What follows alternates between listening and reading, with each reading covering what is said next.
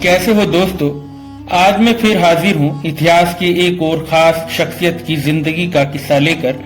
کیسے وہ دلی کی سلطنت کی سلطان بنی اور پھر اپنے ہی لوگوں کی بغاوت کا شکار ہو گئی۔ یہ قصہ ہے بھارت کی پہلی مہیلا مسلم شاسک رضیہ سلطان کا۔ رضیۃ الدنیا و الدین، جو اپنے مشہور نام رضیہ سلطان کے نام سے جانی جاتی تھی، وہ بھارت دلی سلطنت کی شاسک تھی۔ وہ بھارتی کانٹیننٹ کی پہلی مہیلا مسلم شاسک اور دلی کی ایک لوتی مہیلا مسلم شاسک تھی۔ رضیہ سلطان کے شاسن کا دور تو چھوٹا تھا، پر وہ اتہاس میں اپنی ایک الگ پہچان بنانے میں کامیاب رہیں۔ السلام علیکم دوستو، میرا نام ہے محمد عبید خان اور آپ دیکھ رہے ہیں عبید خان ریکارڈنگ۔ رضیہ سلطان کا جنم 1205 میں دلی کے سلطان شمس الدین التتمش کے گھر ہوا تھا، جو ان سے پہلے شاسک قطب الدین ایبک کے غلام تھے۔ رضیہ کی ماں ترکان خاتون قطب الدین ایبک کی بیٹی تھی اور التتمش کی مکھیہ بیگم تھی۔ رضیہ سلطان التتمش کی سب سے بڑی بیٹی اور اس کی پہلی سنتان تھی۔ التتمش نے اپنے سب سے بڑے بیٹے نصر الدین محمود کو اپنا اترادھیکاری بنایا تھا، لیکن 1229 میں اس بیٹے کا اچانک سے انتقال ہو گیا۔ اتہاس کار منہاج سراج کے انوسار التتمش کا ماننا تھا کہ اس کے اور بیٹے ولاستہ والی زندگی میں مشغول تھے اور شاسن کی ذمہ داری سنبھالنے کے قابل نہیں تھے۔ 1231 میں اپنے گوالیر ابھیان کے لیے جاتے وقت التتمش نے اپنی بیٹی رضیہ کو دلی کی سلطنت کی ذمہ داری سونپی۔ 1231 سے 1232 تک رضیہ نے اپنی ذمہ داری کو اتنی اچھی طریقے سے نبھایا کہ دلی لوٹنے کے بعد التتمش نے اسے اپنا اترادھیکاری بنانے کا فیصلہ کیا۔ التتمش نے اپنے ادھیکاری مشرف مملکت تاج الملک محمود دبیر کو رضیہ کو اپنا اترادھیکاری بنانے والا ایک فرمان تیار کرنے کا حکم دیا۔ جب اس کے سرداروں نے اس آدھار پر اس فیصلے پر سوال اٹھائے کہ اس کے اور بیٹے زندہ ہیں، تو التتمش نے جواب دیا کہ رضیہ ان کے اور بیٹوں کی تلنا میں زیادہ قابل ہے۔ حالانکہ التتمش کے انتقال کے بعد امیروں نے اس کے بیٹے رکن الدین فیروز کو نیا سلطان بنا دیا۔ کہا یہ بھی جاتا ہے کہ اپنے آخری وقت کے سالوں کے دوران التتمش ایک بیٹے کو اپنا اترادھیکاری بنانے پر سہمت ہو گیا تھا۔ رکن الدین ایک قابل سلطان نہیں تھا اور اس نے شاسن کا کنٹرول اپنی ماں شاہ ترکان کو سونپ دیا تھا۔ دونوں کی کئی لوگوں کی اندھا دھند ہتیا اور التتمش کے لوکپریہ بیٹے قطب الدین کو پھانسی دیے جانے کے ساتھ ساتھ شاہ ترکان کی منمانی کے کارن کئی سرداروں نے ودروہ کر دیا اور یہاں تک کہ وزیر نظام الملک جنیدی بھی باغیوں میں شامل ہو گئے۔ یہ استھتی تب اور بدتر ہو گئی جب رکن الدین کے قریبی ترک ملک کے غلام ادھیکاریوں نے سلطنت کے تاجک یعنی کہ غیر ملک ادھیکاریوں کی ہتیا کی یوجنا بنائی۔ اس کے کارن کئی خاص تاجک ادھیکاریوں کی ہتیا ہوئی، جس میں جنیدی کے بیٹے ضیاء الملک اور تاج الملک محمود بھی شامل تھے۔ انہوں نے رضیہ کے اترادھیکاری ہونے والے فرمان کو تیار کیا تھا، جبکہ رکن الدین نے باغیوں سے لڑنے کے لیے کوہرام کے لیے مارچ کیا۔ شاہ ترکان نے دلی میں رضیہ کو مارنے کی یوجنا بنائی اور جمعے کی نماز میں رضیہ نے عام جنتا کو شاہ ترکان کے خلاف بھڑکایا۔ اس کے بعد ایک بھیڑ نے شاہی محل پر حملہ کیا اور شاہ ترکان کو حراست میں لے لیا۔ کئی سرداروں اور سینا نے رضیہ کی وفاداری کی قسم کھائی اور اسے سنگھاسن پر بٹھایا، جس سے وہ دکشن ایشیا کی پہلی مہیلا مسلم شاسک بن گئی۔ رکن الدین واپس دلی کی اور کوچ کر گیا، لیکن رضیہ نے اسے گرفتار کرنے کے لیے سینا بھیج دی۔ اسے قید کر لیا گیا اور 19 نومبر 1236 کو اسے مار دیا گیا۔ رضیہ کا دلی کی گدی پر بیٹھنا ایک عجوبہ ہی تھا، نہ کیول اس لیے کہ وہ ایک مہیلا تھی، بلکہ اس لیے بھی کیونکہ عام جنتا کا سمرتھن اس کے پاس تھا اور وہی اس کی شکتی تھی۔ اس نے لوگوں سے کہا تھا کہ اگر وہ ان کی امیدوں کو پورا کرنے میں ناکام رہی تو اسے اس کے عہدے سے ہٹا دیا جائے۔ اپنی حکومت کی شروعات سے ہی رضیہ کو ترک امیروں کی مخالفت کا سامنا کرنا پڑا۔ वह शक्तिशाली तुर्क गवर्नरों के बजाय दिल्ली की आम जनता के सपोर्ट से गद्दी पर बैठी थी। रजिया ने गैर तुर्क अमीरों का एक ग्रुप बनाकर तुर्क अमीरों की ताकत को कम करने की कोशिश की, जिसकी वजह से तुर्क सरदारों की मुखालफत और ज्यादा रजिया के लिए बढ़ गई। कई तुर्क सरदारों और गवर्नरों ने मिलकर रजिया के खिलाफ बगावत कर दी। इसके बाद रजिया ने बागियों से लड़ने के लिए दिल्ली के किलेबंद शहर से एक सेना की अगुवाई की। कुछ झड़पों के बाद डर के कुछ बागी वापस से रजिया के साथ मिल गए और रजिया ने और बागियों का सफाया कर दिया।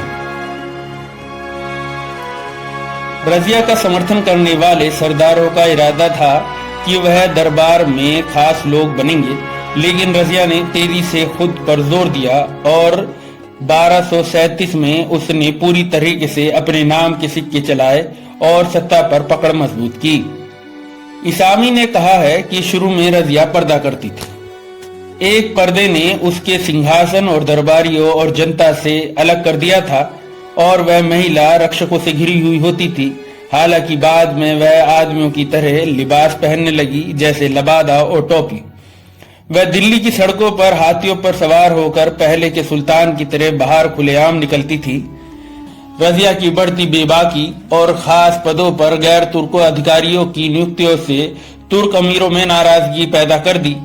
अमीर अखूर का पद पहले तुर्कों के पास था, जिसे गैर तुर्क याकूत को दे दिया। ऐसे ही कई फैसले रजिया के खिलाफ चले गए। रजिया की याकूत के साथ दोस्ती को ही कुछ इतिहासकार उसके खात्मे का कारण मानते हैं। 1238-1239 में मलिक इजुद्दीन कबीर खां अयाज लाहौर के गवर्नर ने रजिया के खिलाफ बगावत कर दी और उसने उसके खिलाफ मार्च किया, जिससे उसे सोधरा भागने के लिए मजबूर होना पड़ा, क्योंकि सोधरा से आगे का इलाका मंगोलों के नियंत्रण में था और क्योंकि रजिया ने उसका पीछा करना जारी रखा। इजुद्दीन को आत्मसमर्पण करने और एक बार फिर रजिया के अधिकार को स्वीकार करने के लिए मजबूर होना पड़ा। रजिया ने उसके साथ नरमी का व्यवहार किया। उसने उसे लाहौर का इलाका छीन लिया, लेकिन उसे मुल्तान का इलाका सौंप दिया, जिसे इल्तुतमिश ने इख्तियारुद्दीन कराकश खान एतिगीन को सौंपा था। रजिया ने इल्तुतमिश द्वारा खरीदे गए तुर्क गुलाम इख्तियारुद्दीन एतिगीन को दिल्ली में अपने दरबार में वापस बुला लिया था और उसे अमीर हाजिब बना दिया था। उसने इल्तुतमिश के एक अन्य गुलाम इख्तियारुद्दीन अल्तुनिया पर भी उपकार किया था। उसे पहले बारा का इलाका फिर तबरहिंदा का इलाका दिया था। हालांकि जब वह लाहौर अभियान पर थी, तब इन दोनों अधिकारियों ने अन्य तुर्क अधिकारियों के साथ मिलकर उसे उखाड़ फेंकने की साजिश रची। रजिया 3 अप्रैल 1240 को दिल्ली पहुंची और उसे पता चला कि अल्तुनिया ने तबरहिंदा में उसके खिलाफ बगावत कर दी है। इस बात से अनजान की दिल्ली के अन्य रईस अल्तुनिया के साथ मिलकर उसके खिलाफ साजिश रच रहे थे। रजिया ने 10 दिन बाद तबरहिंदा की ओर मार्च किया। तबरहिंदा में बगावती बलों ने उसके वफादार याकूत को मार डाला और उसे कैद कर लिया। मिन्हास के अनुसार रजिया ने 3 साल 6 महीने और 6 दिन तक शासन किया। जब रजिया की गिरफ्तारी की खबर दिल्ली पहुंची तो वहां के बागी सरदारों ने इल्तुतमिश के दूसरे बेटे मोइजुद्दीन बहराम को गद्दी पर बिठा दिया।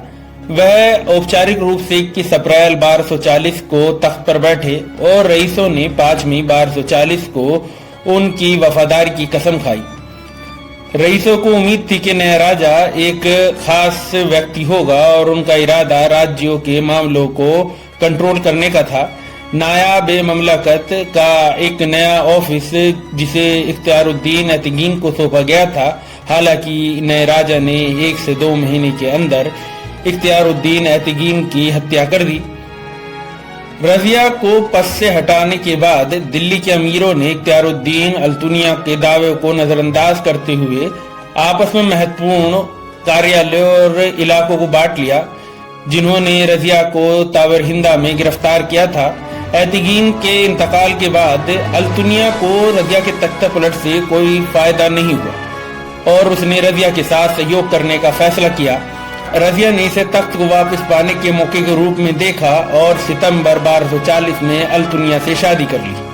दोनों को मलिक कराकश और मलिक सलारी सहित कुछ अन्य नाखुश तुर्क अमीरों का समर्थन हासिल था। अब्दुल मालिक इसामी के अनुसार अल्तुनिया ने एक सेना इकट्ठी की जिसमें खोकर, जाट, राजपूत शामिल थे। सितंबर-अक्टूबर 1240 में सुल्तान मुइजुद्दीन बहराम ने अल्तुनिया और रजिया की सेना के खिलाफ एक सेना की अगुवाई की और 14 अक्टूबर 1240 को उन्हें हरा दिया। अल्तुनिया और रजिया को कैथल के पीछे हटने के लिए मजबूर होना पड़ा, जहां उनके सैनिकों ने उन्हें छोड़ दिया और मारे गए। 15 अक्टूबर 1240 को रजिया की हत्या कर दी गई। वह दिल्ली की गद्दी पर बैठने वाली एक लौती महिला शासक थी। रजिया की कब्र पुरानी दिल्ली के तुर्कमान गेट के पास मोहल्ला बुलबुली खाना में मौजूद है। 14वीं सदी के यात्री इब्ने बतूता ने बताया है कि इस मकबरे के ऊपर एक गुंबद बनाई गई थी और लोग इससे आशीर्वाद मांगते थे। कहा जाता है कि रजिया की कब्र उसके उत्तराधिकारी और सौतेले भाई बहराम ने बनवाई थी। एक और कब्र जो उसकी बहन शाजिया की बताई जाती है, उसी कब्र की बगल में मौजूद है। आज ये जगह बड़े पैमाने पर नजरअंदाज सी है, क्योंकि भारतीय पुरातत्व सर्वेक्षण यानी कि आर्कियोलॉजिकल सर्वे ऑफ इंडिया इसका सालाना रखरखाव करता है, लेकिन इसे वह और सुंदर नहीं बना पा रहा है, क्योंकि यह एक मोहल्ले के अंदर है और इसकी चारों तरफ बिल्डिंगें बन गई हैं, जिससे यहाँ पर पहुंचना काफी मुश्किल हो गया है। 20वीं सदी के अंत में यहाँ के लोगों ने इसके पास एक मस्जिद भी बना दी थी। यह दास्तान थी भारत की पहली मुस्लिम और महिला शासक रजिया सुल्तान की। आपको ये कैसी लगी हमें जरूर बताएं। प्लीज चैनल को लाइक करें, सब्सक्राइब करें और हमारी आने वाली और वीडियो को देखने के लिए बेल आइकन के बटन को दबाएं। आज का ब्लॉग हम यहीं खत्म करते हैं। शब बखैर।